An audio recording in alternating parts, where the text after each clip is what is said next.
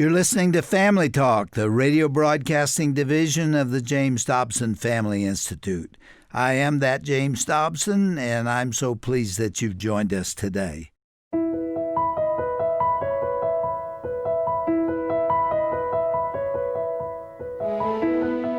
America has a rich Christian heritage, which is expressed through its many historical symbols and creeds. On today's edition of Family Talk, we will continue exploring the significance of the Great Seal of the United States. Our basis once again is Dr. James Dobson's interview with historical author Michael Kanis. Now, in yesterday's broadcast, Michael shared his discovery of the seal's subliminal imagery and meaning, purposefully incorporated by our founding fathers. Before we look at more historical and spiritual messages included in the seal, let me tell you more about Michael Kanis. Michael is an entrepreneur with ties to Fortune 500 companies as well as small businesses. He holds a bachelor's degree in business from Oral Roberts University and earned his master's in business administration from Indiana University. He has been married to his wife Tina for more than 25 years, and together they have 4 children. Okay, without any further delay, here is the conclusion of Michael Kanis' conversation with Dr. James Dobson on this edition of Family Talk. Dr. Dobson, as with all symbolism, there's often multiple layers of symbolism.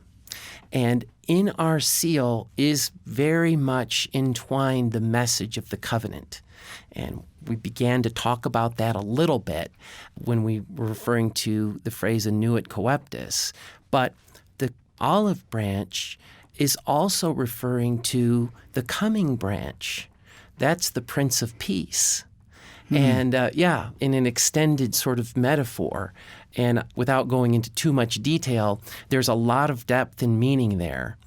But another way that we see that coming through is in that phrase, Novus Ordo Seclorum, which many people interpret that as the New World Order, but it doesn't mean that. It actually means New Order of the Ages.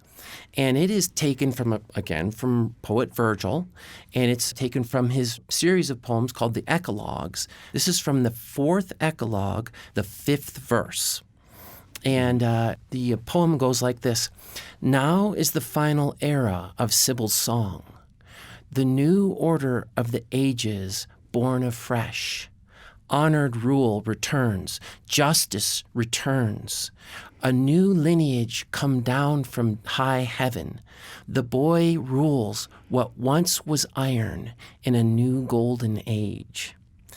You'll have to interpret that for me. Okay, let's take a look at that for just a moment. But first, you have to come with me on a little trip, if we could, and into the Sistine Chapel. And there you and I, Dr. Dobson, will walk about halfway down and we'll look up at the ceiling. And there we'll see that famous fresco of Michelangelo Buonarroti with God creating Adam. Remember the one? Oh, my goodness. Yeah. I've stood there and gaped at it a number of times, and it never ceases to inspire me. Yes. And right there, kind of kitty corner adjacent to that fresco, well, first you have the prophet Isaiah and Daniel.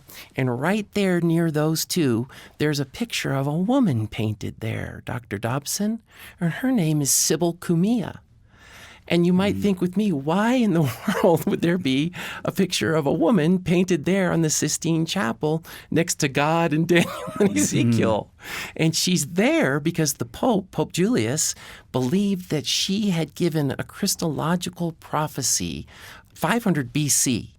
And that was the prophecy that I just gave to you, that it was talking about the coming of the Son of God, the new lineage come down from high heaven.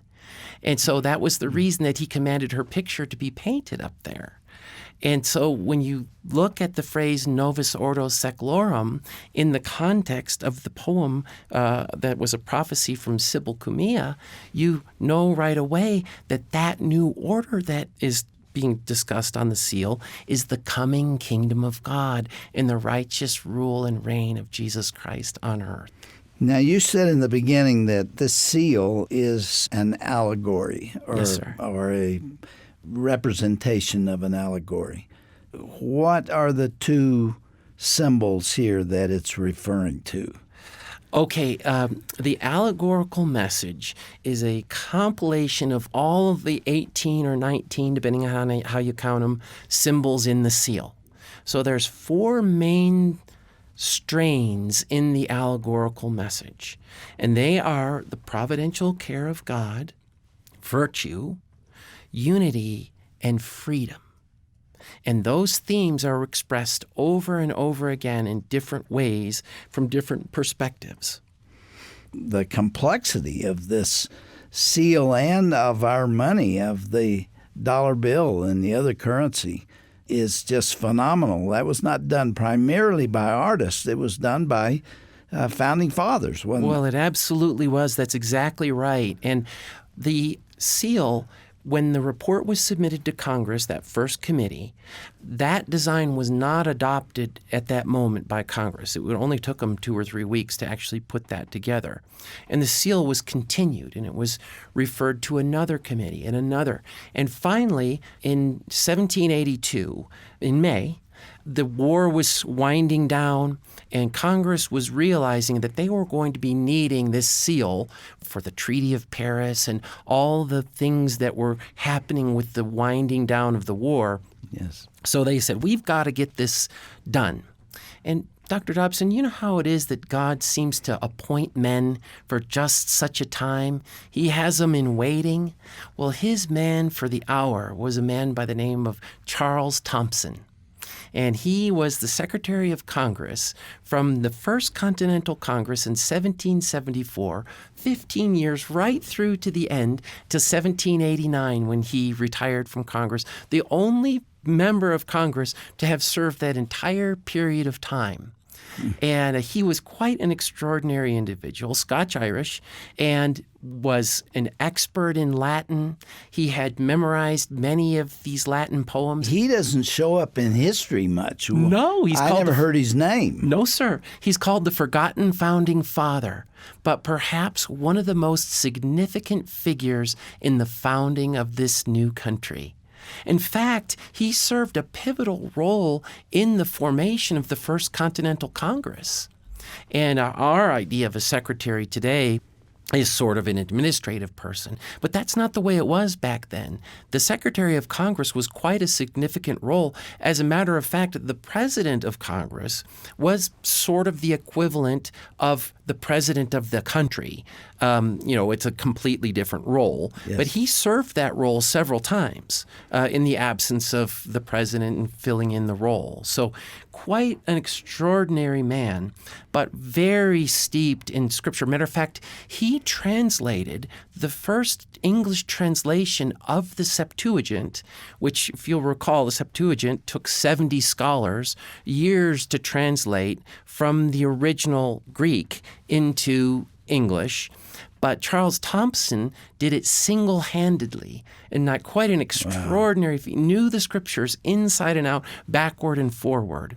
And he infused all that knowledge of Latin and Scriptures into the seal. And he was a covenant believer. Now, Michael, give me the bottom line of what you have discovered and why you're so excited about it. Because these are not just the thoughts of these great men saying, I think it would be a good idea to put 13 arrows in the claw of the eagle. There was significance to everything done here. Absolutely. What's the bottom line? What conclusions have you drawn from it? Okay. There's 3 very encouraging things, and I'm absolutely encouraged and just feel so positive about the fact that this is coming to light now. Because it is coming to light now, that God's timing is perfect, and He's revealing the truths that are in the seal, the call to virtue, the call to unity, at a time when it couldn't be more needed. I think you'd agree with me on Absolutely. that, Dr. Dobson. The other thing that's so encouraging is that it's God our Father calling us back to Him. That original desire for Him, for intimacy with Him, and to be an observer of the covenant and to do what's pleasing to Him. It's Father calling us to Himself for restoration and healing and wholeness for the country. That's very encouraging. And then the third reason that I'm so excited about it is because of the call to virtue. The message for virtue is throughout the seal, and continually and repeatedly there's this cadence of the call bringing us back to virtue. And it is a common theme in all the letters of the founders, and that a republic requires virtue in order to function. One of the authors that I've studied in conjunction of the seal is Montesquieu. And he taught that democracies and republics function on a motor or a spring that drives them. And for republics, that motor is virtue.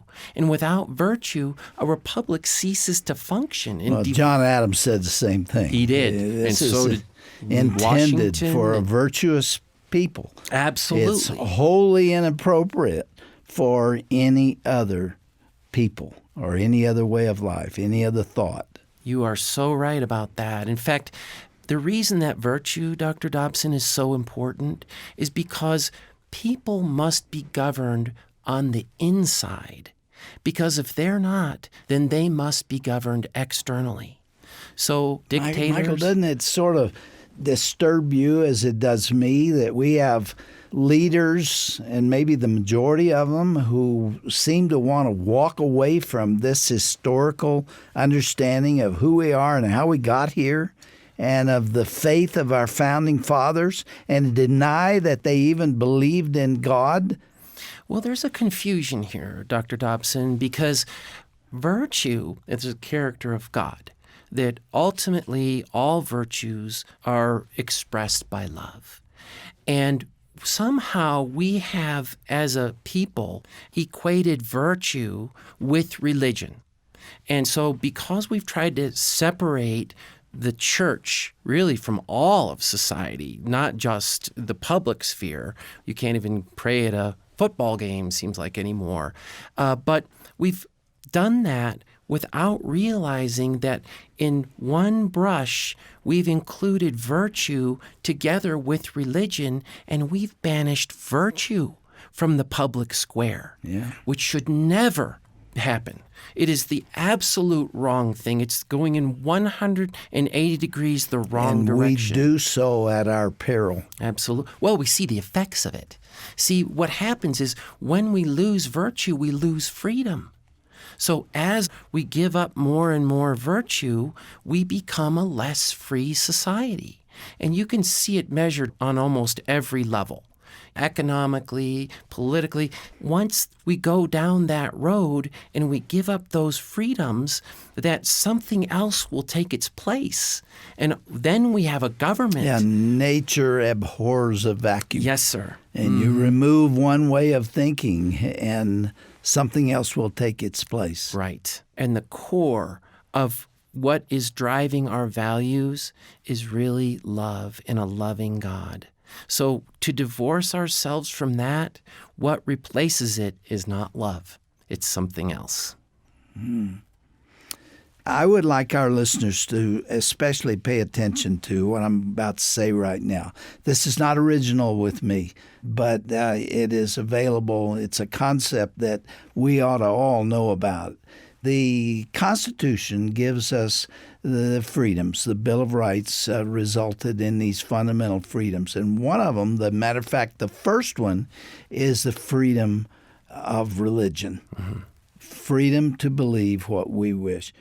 President Obama and Hillary Clinton and others in the Democratic Party have tried to change that Constitution, not by changing the wording, but changing the meaning of it.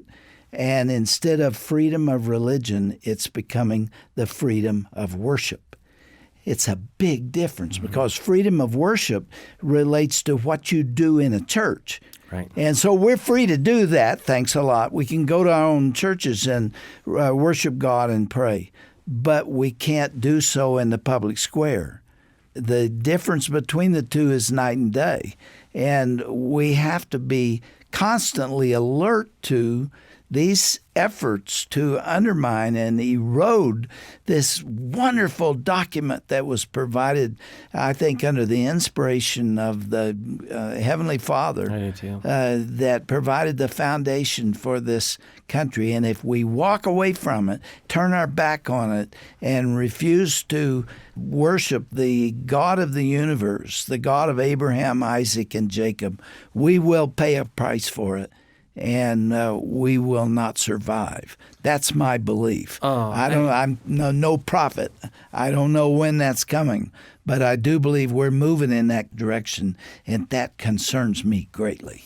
Well, and I think also one of the very important things to note about that, Dr. Dobson, is that you can't do things in a vacuum, that there are consequences for everything. And if individuals don't have the right of conscience and to express their heartfelt beliefs, then there's consequences that come along with that. I don't think we would want to remove the expression of religion, the right for individuals to express their consciences and their beliefs, because that's what drives so much of the good that's done in America. And you simply cannot remove the right of full expression of religion without removing the good that religion does in America. Well, that's why I see it as somewhat sinister when people try to change the Constitution just by removing a single word and replacing it with one having different meaning. That's not accidental. That is saying, go ahead and worship. You're free to do so, and do so on your own terms, but don't try to do it publicly. Do it privately. It's freedom of worship instead of freedom of religion. Well, that was certainly never the intent of the founders. And if you read the letter from Thomas Jefferson, in which he's talking about the wall of separation, that is the farthest thing from his mind. When you actually look, he's actually trying to protect. The infamous letter to the Danbury Baptists. Yes, sir. Creating the wall of separation. People really believe that. They believe that it is freedom from religion, not freedom for religion. Yes. And it is the government with the complete absence of moral integrity or moral principles. And it's a private or individual thing only. And that's not the way the Founding Fathers intended it. Now, Michael, what is the essence of this message? Does it matter that we understand the seal of the United States? Does it make any difference that there is symbolism in there that has a spiritual integrity to it? What does this mean is what I'm asking you. Thank you. Yeah, it's absolutely vital, Dr. Dobson, because the message of the seal is that we must walk in integrity, in virtue, to behave in a way that's not for our own purpose, to fulfill our own desires, but for something higher, for something more. We have to reject selfish motivation. That's also called corruption, for something that's higher and greater. And the more that we engage in our lives with each other and in our official capacities in whatever way that they are, the more virtue and integrity that we'll have, the less corruption, and the better our society will function. That's number one. Number two, God's providential care of the nation is contingent on our relationship with Him. How do we behave? Because God can bless certain types of behaviors, and He has to withhold His blessing under certain other types of behaviors. So if we don't understand God's covenantal love and His providential care of us, when we break the covenant, we break our relationship with God, and then we hinder Him from blessing us. The third theme of the seal, I call them the four pillars. This is the third pillar of unity, means that when we use division for political ends, it weakens our country. Unity means that we pick that common core of values that we hold as Americans, and we champion those. We don't allow them to be trampled on. But they are being trampled, and we are divided, and we're no longer e pluribus unum, out of many one. We were intended for a nation to be unified, even though it had different values and different interpretations and different understandings. We were one people because of that spiritual common denominator. And that is essentially gone. I hate to admit it, but it's gone. But it doesn't have to be. Well, where do we start? With a revival, right? We do. I think of the essential component of any change that's going to happen is the same that we all know, that if my people, and those are, who's he talking to? Name. He's talking to Christians, isn't he? Believers who are called by my name. Okay, that doesn't just mean, do you call yourself a Christian? When we receive God's name, that means that we're part of the family, sons and daughters of God. So if my people who are called by my name will humble themselves, what happens when we humble ourselves? We're willing to be taught. We're willing to be corrected. We're willing to change our course and do something new. And that something new has to be focused on God and what pleases Him. Then what will happen? I will hear from heaven and heal their land. So that's the beginning of it, I have no doubt. But we still live in a country, Dr. Dobson, where there's all different kinds of religions, all different kinds of backgrounds, all different ethnicities and belief systems. But that doesn't change the fact that we all share common values. Those are the virtues that we hold dear. And it's not hard to find those in common. They're out there all over the place. We constantly admire things in people when we see kindness and generosity. And so for us to forget that virtue does not have to be ejected from discourse and the public square and from the courthouse and anywhere else that shows up, but to embrace it, to me, that is probably the first step in the road back to being a country that pleases God. The Declaration of Independence says we hold these truths. Truths and virtues are pretty much the same thing, aren't they? Mm-hmm. We hold these truths to be self-evident, that all men are created equal, endowed by the Creator with certain unalienable rights, among them life, liberty, and the pursuit of happiness. Yes. Man, what a statement. And see, They that come word from liberty, the mind of mortal men. Yeah. It's amazing what they handed to us, and we're throwing it away. well, so true. And I noticed that with the preamble to the Declaration, that word liberty is there, and that is a vital component of the seal. Remember, I told you there was 4 parts. Well, that was the final one that I hadn't mentioned yet, was freedom or liberty. And that without knowing the truth, it's truth that sets you free. An individual can't operate in freedom while being deceived at the same time. It's impossible to make a right choice if you don't know what's true. And so unless we operate in truth and make our decisions with the right mind and a reasoned eye toward what virtue is, then we can't make right decisions, and then those decisions get taken away from us, and then we're back into a situation where governance is imposed from the outside.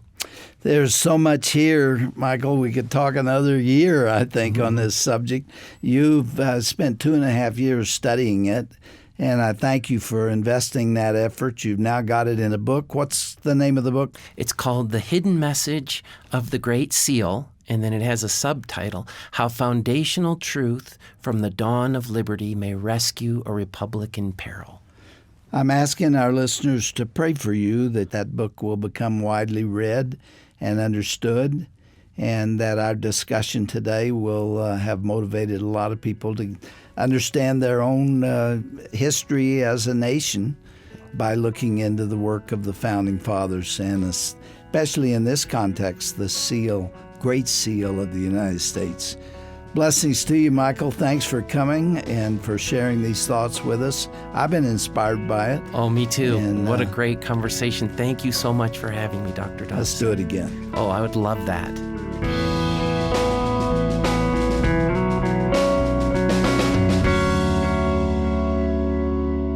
Well, that concludes a fascinating conversation about the Great Seal of the United States here on Family Talk. If you're a history buff and want to learn more about this topic, be sure to check out Michael Kanis' book on this subject.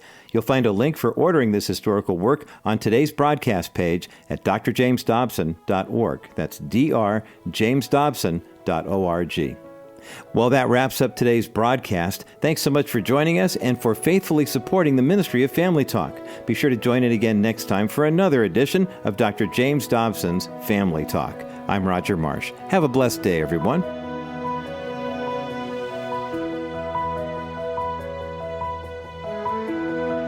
This has been a presentation of the Dr. James Dobson Family Institute.